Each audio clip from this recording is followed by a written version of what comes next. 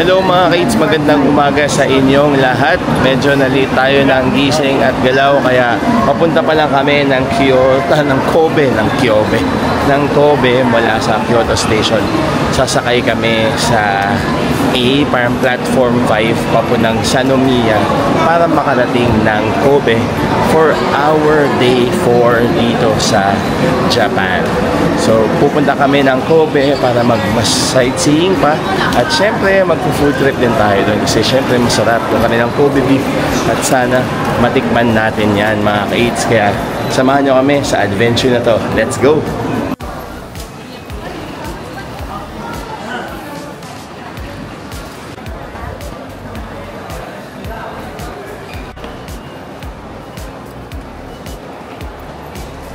Since nasa platform 5, kailangan natin lumipat ng via elevator para makalipat tayo doon. Tapos kasama namin si Ninang Kati ulit papuntang Kobe. Pupunta tayo ng Herb Gardens, ng Mosaic. Tapos sana pala rin pa tayo mag-SeaWorld. Ako nakaka-excite kasi maganda yung Kobe talaga at mas relaxing. Kahit kapag nasa Kyoto Station kayo, medyo dahan-dahan lang kayo ng galaw at tingin-tingin mabuti kasi napakaraming train lines dito kasi isa siyang parang major train station talaga. So meron Shinkansen, meron local trains, meron mga limited express, may rapid trains, iba't ibang klaseng trains ang meron dito. Kaya para iwas ligaw, basa-basa tayo ng signs at sundin talaga natin yung Google Maps pati yung mga instructions na makikita ninyo para hindi kayo maligaw.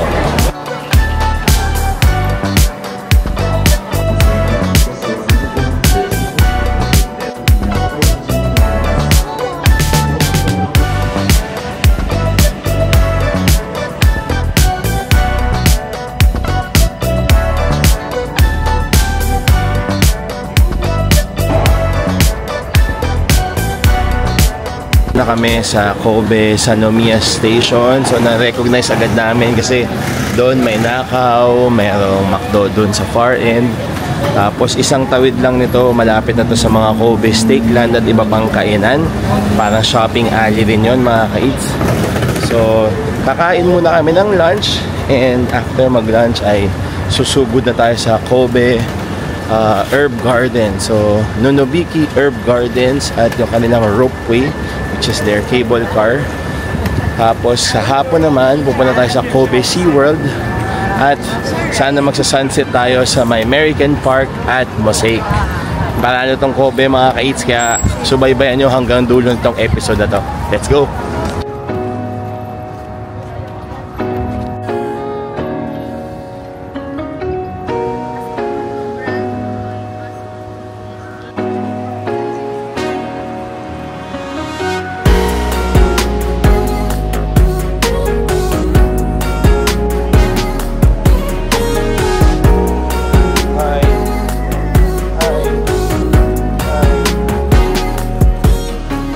Sa street na to, merong Burger King, may KFC, merong Gyukaku, merong mga konbini, meron ding Starbucks. Tapos mga 4-5 branches ata ng Steakland yung meron dito. Yung sikat na teppanyaki, tapos pipili kayo ng iba't ibang klaseng beef. Pinakamahal syempre yung Kobe beef.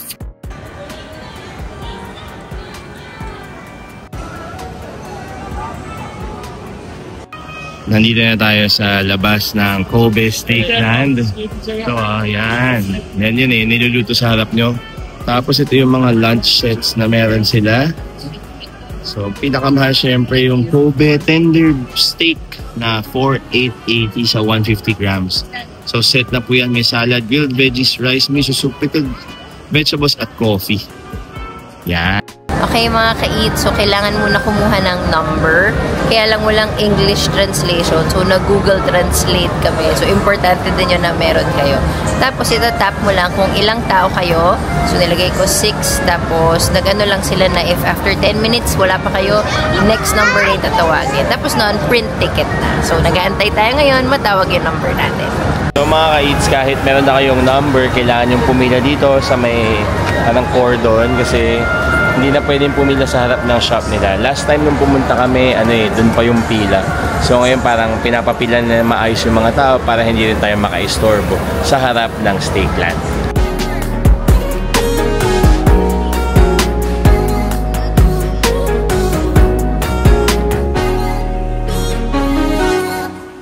Kobe Steakland para kumain ng teppanyaki. So nandito tayo ngayon. Halos solo natin itong isang table na to na may grill. Yan, excited na kumain.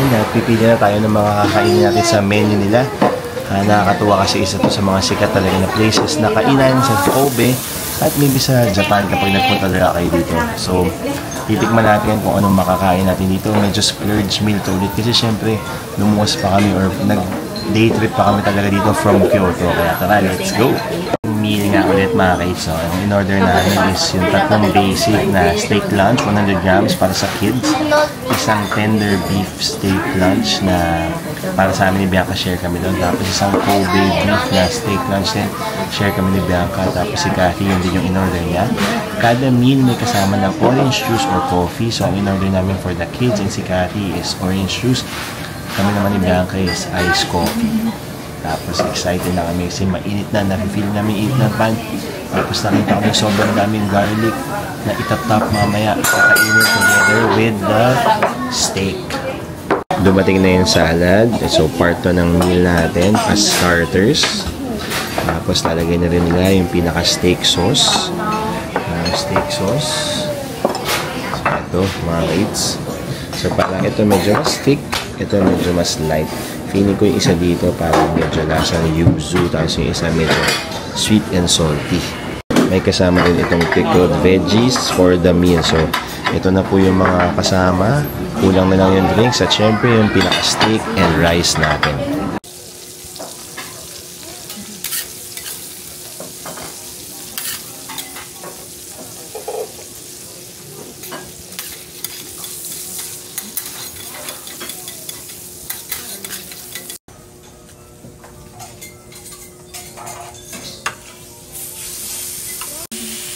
Okay, so how do you like your steak?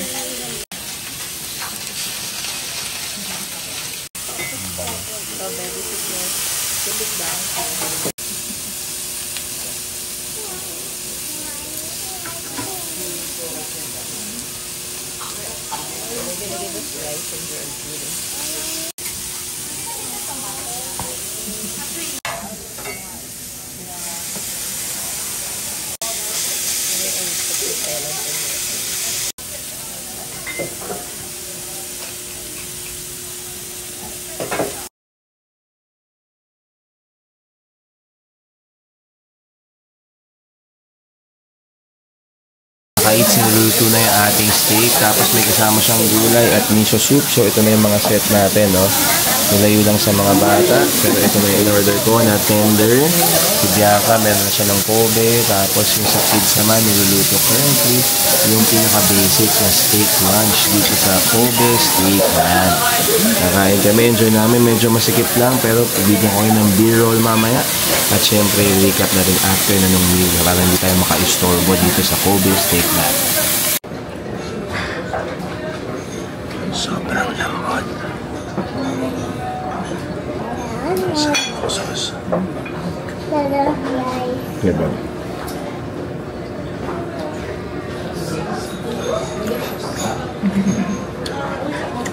Panalong panalo.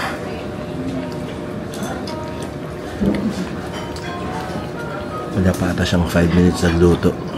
Kumakain na kami. Ganun kabilis.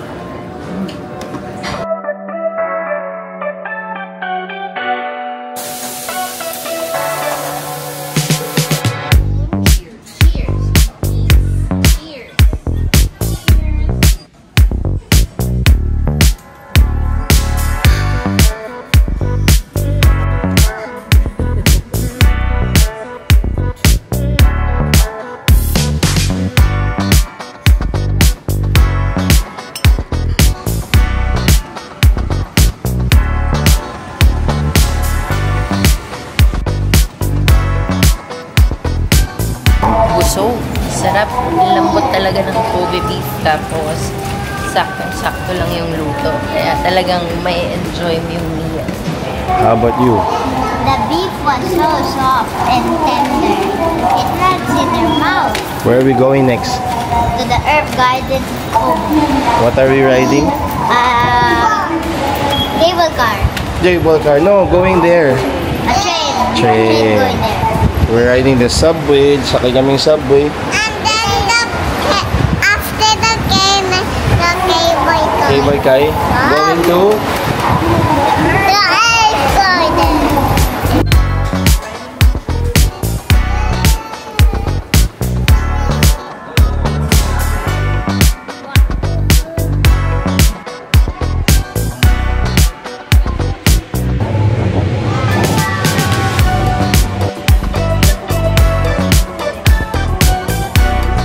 Dumating na kami sa Shin Kobe Station kung saan makikita yung Kobe Nonobiki Herb Gardens and Ropeway. Gagamitin namin yung aming Have Fun in Kansai Pass, mga ka-eats. So kahapon, yung sa last episode na gamit namin sa Kyoto Railway Museum, ngayon gagamitin namin dito sa Nonobiki Herb Gardens and Ropeway at mamaya rin sa may American Park ata or sa Kobe SeaWorld namin gagamitin. So, ang makikita dito, syempre, iba't ibang klaseng nagagandahang bulaklak at pananim. Tapos, syempre, yung view from the cable car. Kaya kung first time niyo sa Kobe, hindi niyo dapat ito ma-miss at sulit ito kapag meron kayo ng Have Fun in Kansai Pass. Panalong-panalo kasi around 1,000 plus pesos lang. 3 attractions, tapos siguro almost 2,000 or 2,000 plus 6 na attractions in 1 week na. Pwede nyo pang gamitin yung code namin para maka-discount kayo kapag binok ninyo sa Klook.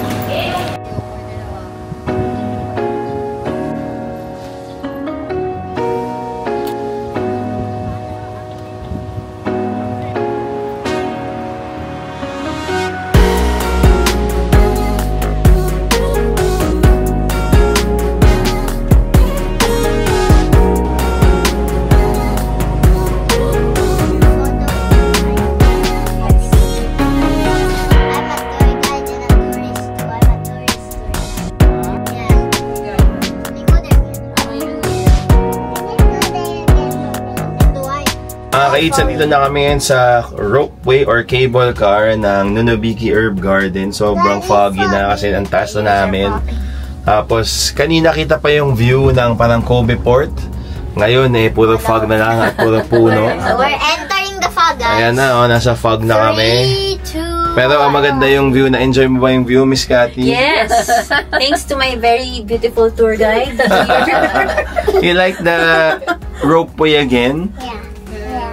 We're riding going down also. Hindi nakakatakot? It's not scary? Nope.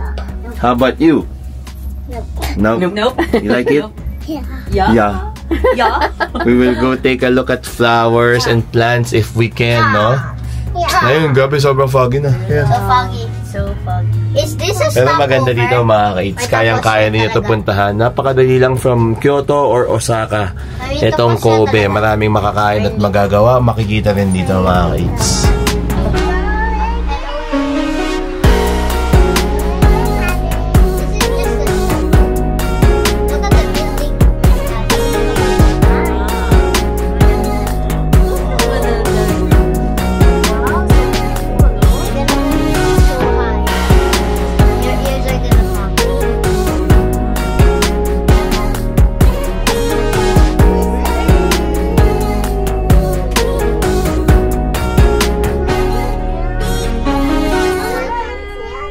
Mga ka-eats, welcome to Camp John Hay. Welcome to Nonobiki Herb Gardens and Ropeway. So, dito kayo manggagaling sa taas. Tapos, pwede nyong lakarin pababa. Dahan-dahan lang kasi medyo matarik yung mga kalsada dito, yung mga streets or roads dito. So, pagdating nyo sa taas, merong mga tindahan ng food, may souvenirs, at syempre pwede kayo bumili ng parang maliliit na plants. So, ito, isa yan, parang snack shop. Tapos maganda mag-picture-picture dito sa may flowers. Tapos ito rin, ito naman yung herb marché kung saan pwede kayo bumili ng snack. Tapos pwede naman kainin dito para may square dyan. Tapos ang ganda. Para kayong nasa Europe ang datingan.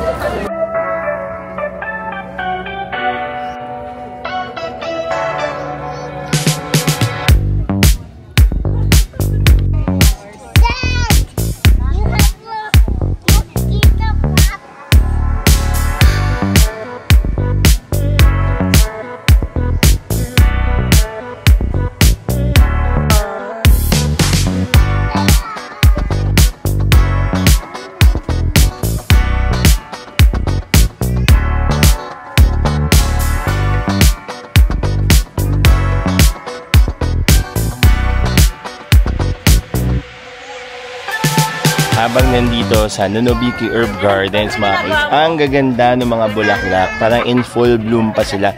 Papakita ko sa inyo. Ito, sample. Diba? Comment nyo sa comment section kung alam nyo yung mga bulaklak na ito. Ang ganda. Tapos ito pa. Kaya tingnan nyo. Si Ninang Kati, ang dami ng photos. Ito, diba? Oh, ganda oh. Ang daming tao dito. Tapos ang ganda ng panahon. Medyo malamig. Hello, babies! I'm my tour guide today. Okay. Are you my tour guide today? Then, oh, we have flowers here. Dalawa-dalawa yung tour guide ko, no? Oh, di ba? Tapos itong ate nila, busy sa picture. Hello! Hi. Can I? Tapos ito pa. Yan, ito. Ang ganda niyan. Diba?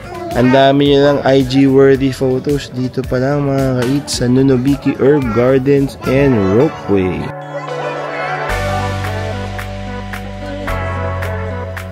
Look here, smile.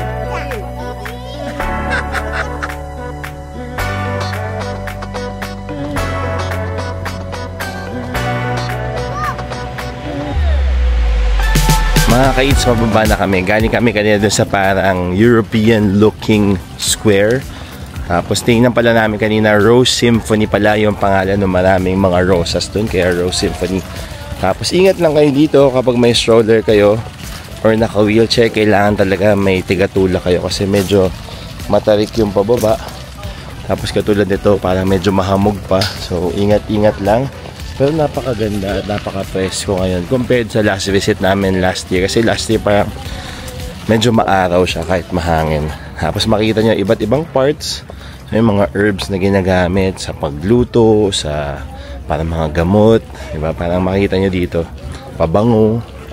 So marami to. Kaya talaga siya herb gardens kasi sobrang daming makikitang herbs at plants dito. Dito, pang tsaa. Tapos ito, mga spring flowers. Meron tayo ditong edible flower na tinatawag. Yan, mga edible flower daw yan. Pero syempre, wag po natin pipitasin. Hahawakan. Tapos ito, pang arts and crafts naman. Lagi craft. Tapos ito, for staining. Siguro may kulay ito. No? Parang lavender o lavandin. Lavandula. Okay, tapos iba't ibang klaseng plants. Yan, lavender cotton, curry plant. Oh, first time ko makakita niyan. So, ang dami nyo makikita dito, mga kids. Kung mahilig kayo sa plants, bulaklak, at iba pa, nature. No? Pwede kayong pumunta dito sa Nonobiki Herb Gardens and Ropeway. Sobrang highly recommended kapag nagpunta kayo ng Kobe.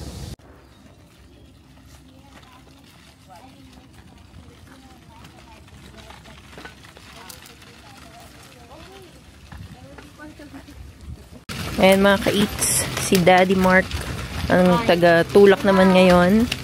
Kasi kanina ako, punta kami sa glass house. Ingat lang sa mga mahihinang tuhod. Kailangan medyo malakas yung tuhod nyo pagka pupunta kayo dito. Kaya naman, basta dahan-dahan lang, tsaka ingat lang. So, pag may kids, sasabihan nyo lang na huwag tatakbo kasi baka gumulong na lang sila pababa. Ayaw natin yun.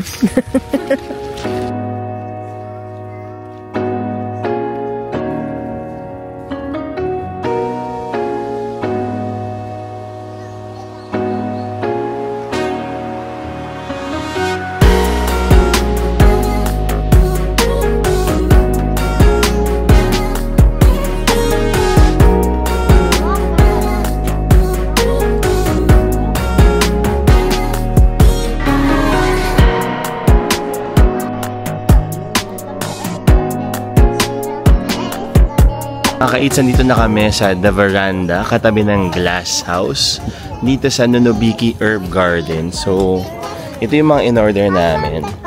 Berry parfait at strawberry selection parfait na limited edition lang ngayon. Tapos, syempre, habang kumakain tayo, ito naman yung view. So, medyo nag-clear up yung sky. pag galing dito, or galing kami sa taas kanina, medyo mas mababa na to. So mas maganda. Nakita niya ulit yung Kobe. Yan, Kobe Port. Parang dyan na yung American Park, yung Kobe Tower. Medyo nakikita ko na rin from here. Yan, ang ganda. Sobrang presko at sobrang lamig. Actually, malamig ngayon. Parang medyo Tagaytay, Baguio levels, mga ka-eats. So pag nagpunta kayo dito, medyo mag-reserve kayo ng room for dessert kasi masarap yung parfait nila dito sa Nonobike Herb Gardens, The Veranda.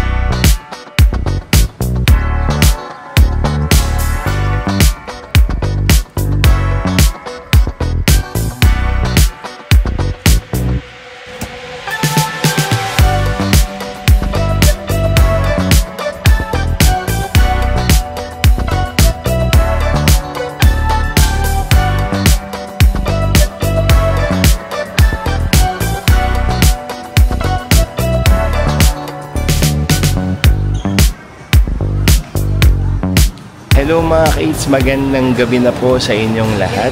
Nag-ikot-ikot lang kami as you saw sa B-rolls natin sa may American Park at nakita natin yung Kobe Tower, yung B-Kobe signage at iba pang mga structures dito. Nandito na kami ngayon sa Mosaic para mag-dinner muna kasi sobrang gutom na kami. Mag-all-you-can-eat buffet kami dito sa Fisherman's Market. Nakakain na kami dito last year. All-you-can-eat siya, mga 3,000 plus pesos, 3,000 plus yen per person. Tapos pwede kayong mag-add ng drinks na para kompleto na yung mga pagkain niyo. Papakita ko sa inyo yung mga pwedeng makain dito. Tapos kakain na kami at yun, titingnan natin kung makakapag Ferris wheel pa tayo mamaya dito sa Mosaic. Let's go! Ito iba't ibang klaseng hot food. So hot food selection, may fried. Yan. Tapos ito mga pasta. Ito rin mga Asian dishes naman. Yan rin to. Yan. Parang hamburg. Tapos may pizza. Assorted pizza. Ito yung kanilang pepperoni pizza. May hot dogs. Ito soup. Ito si Bini. Kumuha na siya ng mga prito niya. Tapos dessert. May ice cream. Yan sila mga cold appetizers ito. Merong crabs, salad, at syempre itong sushi. Kakain na muna kami mga sobrang gutom. Tapos magkita-kita tayo mamaya kung ano pa yung plano namin. Bye-bye!